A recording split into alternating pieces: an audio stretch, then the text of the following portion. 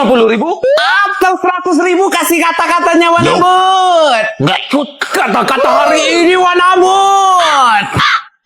Kok nggak ikut? Mau kemana Wanabut? 100.000. Bang Torik, 50.000 nih bang. Atau 100.000 kasih kata-kata ya. Please ya. Please.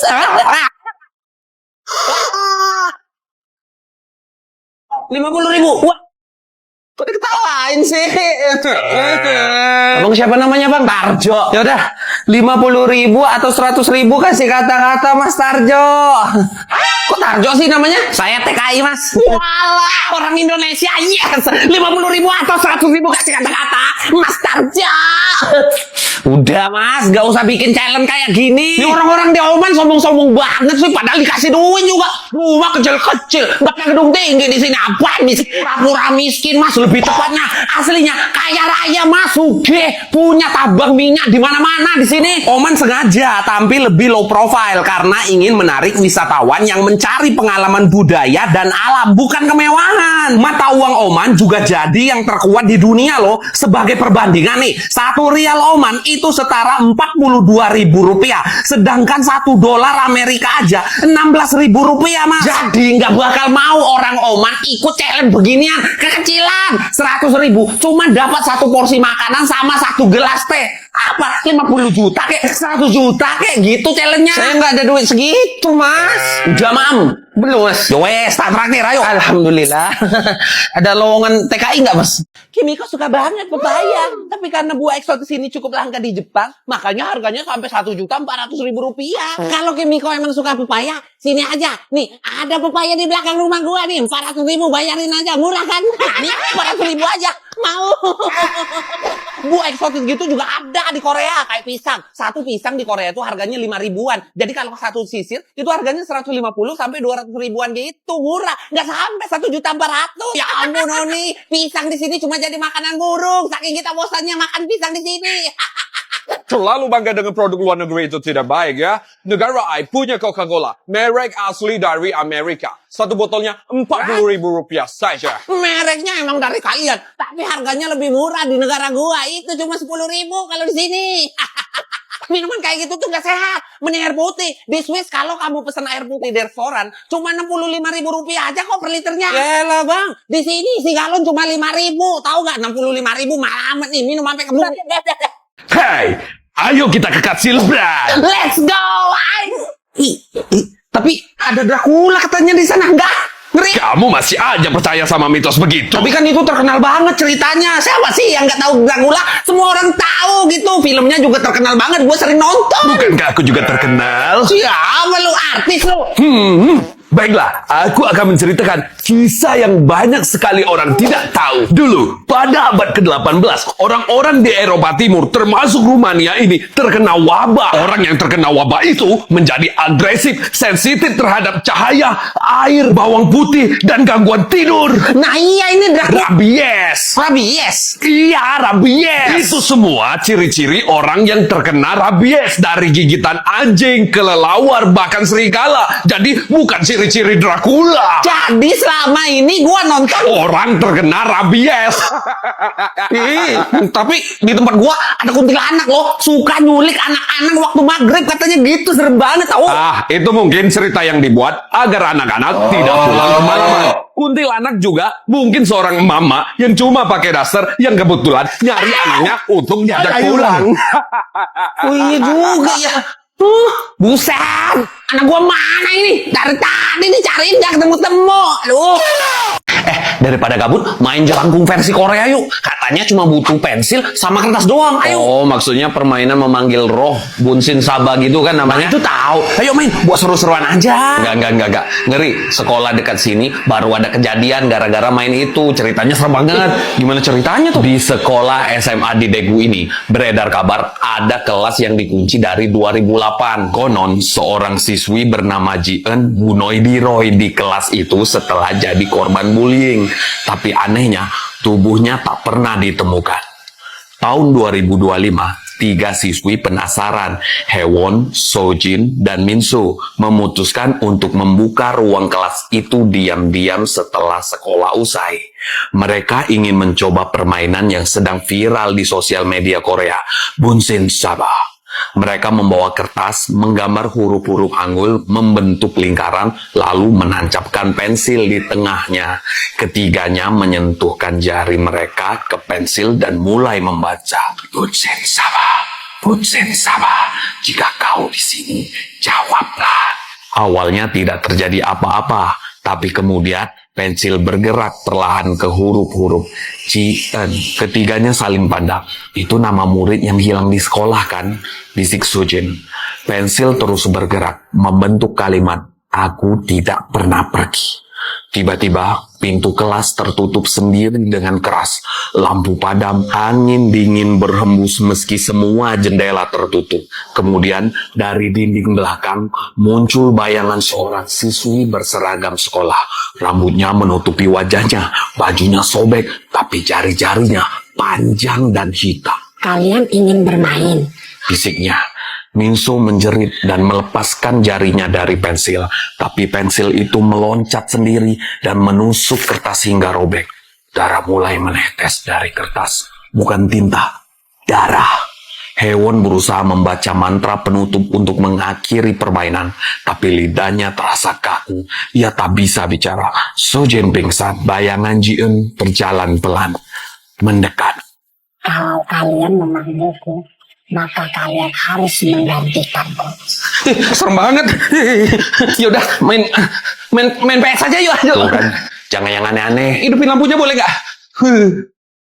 Minuman putih kayak gini enak banget loh. Ya kan, gue bilang juga apa? Mau tahu dong cara bikinnya gimana ini? Gimana? Lu bikinnya gimana? Bagi resep lah, biar gua bisa bikin di rumah. Oh, bukan gua yang bikin. Sapi yang bikin. Sapi? Hewan? Sapi? Iya, sapi. Oh. Benar. Gimana cara sapi bikinnya? Itu loh, minuman ini dari mana?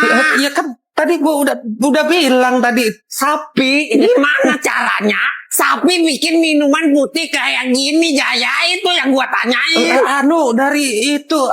Dari mananya sapi? Dari bawah yang kegantung di bawah perutnya itu loh, putihnya. Puas lu. Bentar. Kok lu bisa tahu sih? Kok bisa lu tahu dari putihnya? Jadi pergi kan? Jadi kok, bentar ya. Ya, akhirnya ketahuan juga gua. Lu berhasil nih nangkep gua. Gimana lu ada bisa di rumah gua? Ya, lu ingin gua apa? Fuad ini ampun Fuad. Yang main petak umpet lo tahun 2000 berapa sekarang? 2025, ya ampun. Kita tuh main petak umpet waktu kita tuh masih kecil banget. Ya Allah, udah lama banget gua ngumpet ya kelamaan. Jangan main petak umpet. Anak-anak di Eropa dulu abad ke-16 itu udah mulai main petak umpet namanya hide and seek. Anak-anak Belanda di Indonesia dulu ya main itu. Akhirnya kita juga ikutan main sampai sekarang kan. Gua katanya itu. Gua kira lu tuh udah metok. Gila, kita kira tuh lu tuh udah hilang gitu. Pokoknya ada 10 orang lebih polisi di sini nyariin lu. Gak ketemu.